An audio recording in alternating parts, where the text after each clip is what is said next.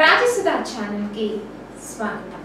మన రాజసుధా ఛానల్ ద్వారా మరి అనేక సమస్యలకి చక్కని పరిష్కార మార్గాలు, సక్సెస్ కి టిప్స్ ఎన్నో మనం తెలుసుకుంటున్నాం। ఈ రోజు మనం తెలుసుకోబోయే ఆసక్తికరమైన అంశం మరి అసలే శ్రావణ మాసం, పండగల వెలువ। ప్రతిరోజు కూడా పండగే శ్రావణ మాసంలో ఆధ్యాత్మికత, మరి ఆషాఢ మాసంలోనే కాదు శ్రావణ మాసంలో కూడా ఆధ్యాత్మిక శోభ వెల్లువిరుస్తూ ఉంటుంది।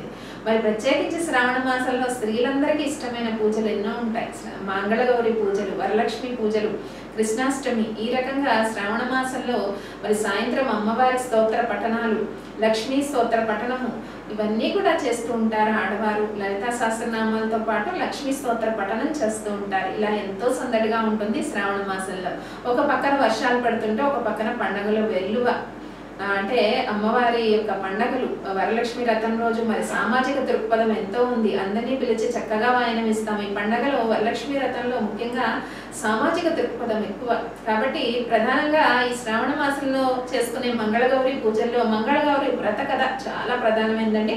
వ్రత కథ ఏంటో తెలుసుకుందాం। ఈ వ్రత కథ తెలుసుకోవడం వల్ల, ఈ కథ వినడం వల్ల మీకు కూడా మాంగళ్య దోషాలు ఏమైనా ఉంటే పోతాయి, భర్తకి దీర్ఘాయువు, ఆయుర ఆరోగ్యాలతో, పిల్ల పాపలతో మీరందరూ కూడా సుఖ శాంతులతో ఉంటారు। మరి మంగళగౌరి కథను తెలుసుకుందాం। ప్రధానం మంగళగౌరి పూజలో కథ కాబట్టి కుండిన నగరంలో మగధ దేశంలో ధర్మపాలుడు అనే ఒక వైశ్యుడు ఉన్నాడట। అయితే 3 కథలు చెప్తారు మంగళగౌరిలో, ఇందులో వైశ్యుడి కథ ఇలా ఉంది। అంటే ఆ కథ ఒక వైశ్యుడికి సంబంధించిన కథ ఉంటుంది, రాజులకు సంబంధించిన కథ, 3 కథల్లోని కథా మూలాధారం ఒకటే ఉంటుంది అనమాట। ఆ వైశ్యుడికి భార్య ఉంది। ఒక రోజు సాధువు ఇంటికి వస్తే బిచ్చం వేయబోతుండగా సాధువు వద్దన్నాడట। నువ్వు సంతానవతి కాదమ్మా, నేను సంతానవతి కాని వాడు బిచ్చం తీసుకోను అన్నాడట। మరి మాకు సంతానం లేదు, సంతానం కలగాలంటే ఏం చేయాలని చెప్పి ఈ ధర్మపాలుడు అతని భార్య ఆ సాధువుని అడిగారట। అప్పుడు వెంటనే ఏం చేశాడంట, అతను ఏం చెప్పాడంటే, ఇక్కడ నుంచి ఒక నల్ల గుర్రం మీద కొంత దూరం వెళ్ళండి, అక్కడ ఒక భవానీ ఆలయం ఉంటుంది, గణపతి బొడ్డులో కాలు పెట్టి ఆ భవానీ మాత ఆలయం దగ్గర ఒక మామిడి చెట్టు ఉంటుంది, మీకు ఎంతమంది సంతానం కావాలో అన్ని మామిడి ఫలాలను కోసుకోండి అని చెప్పడం జరిగింది। ఇంకోటి కూడా చెప్పాడట ఆ సాధువు, మీకు ఉత్తమ లక్షణాలున్న బాలుడు కావాలా, లేదా అంటే ఉత్తమ లక్షణాలున్న బాలుడు అయితే తక్కువే ఉంటుంది, 16 సంవత్సరాల తన ఆయురాంతం ఉంటుంది, అదే ఉత్తమ గుణాలు లేకపోతే 100 సంవత్సరాలు ఉంటుంది, ఎలా కోరుకోమన్నాడట। ఎవరైనా ఏం కోరుకుంటారండి, 100 సంవత్సరాలున్న బాలుడు కాదు, సద్గుణాలున్న బాలుడు, ఆయుష్ తక్కువైనా పర్లేదు, సద్గుణాలున్న బాలుడిని ఆ జంట కోరుకున్నారట। ఆ రకంగానే వెళ్ళి మరి సాధువు చెప్పినట్టే ఆయన మామిడి పండుని కోసుకొని రావడం జరిగింది। కొన్నాళ్ళకి వాళ్ళకి పుత్రుడు పుట్టాడు। పుత్రుడు చాలా అందంగా ఉన్నాడట, సద్గుణాలు కలిగి ఉన్నాడట। మరి 16 ఏళ్లే ఆయురార్థం ముందే సాధువు చెప్పాడు। మరి ఆయురార్థం తగ్గిపోయేలోపు కాశీకి వెళ్ళి పూజలు చేయాలని అతని మేనమావతో కలిపి పంపించారట। ఇలా వెళ్తూ ఉంటే కాశీకి వెళ్లే దారిలో ఒక గ్రామంలో వాళ్ళు ఆగటం జరిగిందట, మామ అల్లుళ్ళు ఒక దగ్గర ఆగిన తర్వాత అక్కడ మీకు ఎవరో చెడ్డ మాట ఆడితే ఒక అమ్మాయి అందట, ఇలాంటి చెడ్డ మాటలు ఆడద్దు, వీళ్ళ వంశంలో మంగళగౌరి పూజలు ఉన్నాయి, మంగళగౌరి పూజలు చేస్తే భర్తకు దీర్ఘాయువు అని చెప్పి ఆ మాట వినపడిందట। వెంటనే మరి ఈ అమ్మాయికి, మంగళగౌరి పూజలు చేసే అమ్మాయికి ఇతని తక్కువ ఆయురార్థం ఉన్న బాలుడినిచ్చి పెళ్లి చేస్తే మరి దీర్ఘాయుతో మాంగళ్యం చక్కగా ఉంటుందని చెప్పి రాత్రి ఆ అమ్మాయికి ఇచ్చి వివాహం చేస్తారట।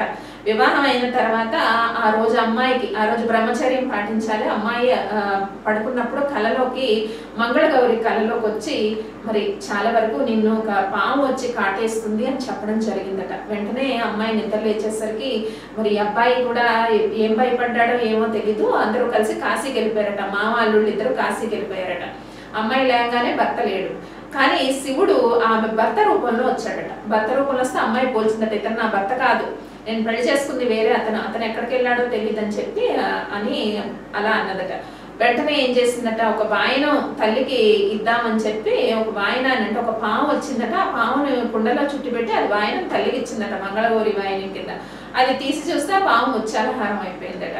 మరి భర్త ఎక్కడికి వెళ్ళాడో తెలియదు, కాశీకి వెళ్ళిపోయారు మామ అల్లుళ్ళు, దీనికి నా భర్త నేనే కనిపెట్టుకుంటానని చెప్పి అమ్మాయి కాశీ నుంచి వచ్చిన వాళ్ళకి కాళ్ళు చేతులు కడుక్కోవడానికి నీళ్ళు ఇచ్చి భోజనశాల పెట్టారట ఈ తల్లి కూతుళ్ళు। పెళ్లి చేసుకున్న అమ్మాయి ఉంది కదా అలా। ఈ రకంగా భర్తను గుర్తుపడతానని చెప్పి అమ్మాయి వేచి ఉంటే మరి కొంతకాలానికి కాశీ వెళ్ళి అక్కడ అనేక మంది చేత ఆశీర్వచనం పుచ్చుకొని ఆ అబ్బాయి దీర్ఘాయుష్షు పొందడానికి వెంటనే వచ్చిన తర్వాత ఆమె భర్తను గుర్తుపట్టిందట. గుర్తుపట్టి ఇంటికి వచ్చి మళ్ళీ మంగళగౌరి వ్రతం చేసుకుందట. ఇది మంగళగౌరి వ్రత కథ. మరి ఈ వ్రత కథలో మనకు అర్థమైంది ఏంటి? మరి చక్కగా ఎవరి ఫ్యామిలీలో అయితే మంగళగౌరి పూజలు ఉన్నాయో భర్తకి దీర్ఘాయువు కలుగుతుంది. 16 ఏళ్ల ఆయుష్ కాదు, చక్కగా వాళ్ళ దంపతులు ఇద్దరు చిరకాలం జీవించారట మంగళగౌరి వ్రతం వల్ల. కాబట్టి చక్కటి కథ మీరందరూ విన్నారు. కాబట్టి మంగళగౌరి పూజలతో పాటు కథ వినడం వల్ల మాంగళ్య బలం వృద్ధి చెందుతుంది. మరిన్ని పరిష్కార మార్గాల కోసం సబ్స్క్రైబ్ చేయండి రాజసుధా ఛానల్. ఈ వీడియోని మీరు లైక్ చేయండి, షేర్ చేయండి, సబ్స్క్రైబ్ చేయడం మాత్రం మర్చిపోతూ వీక్షించండి రాజసుధా ఛానల్.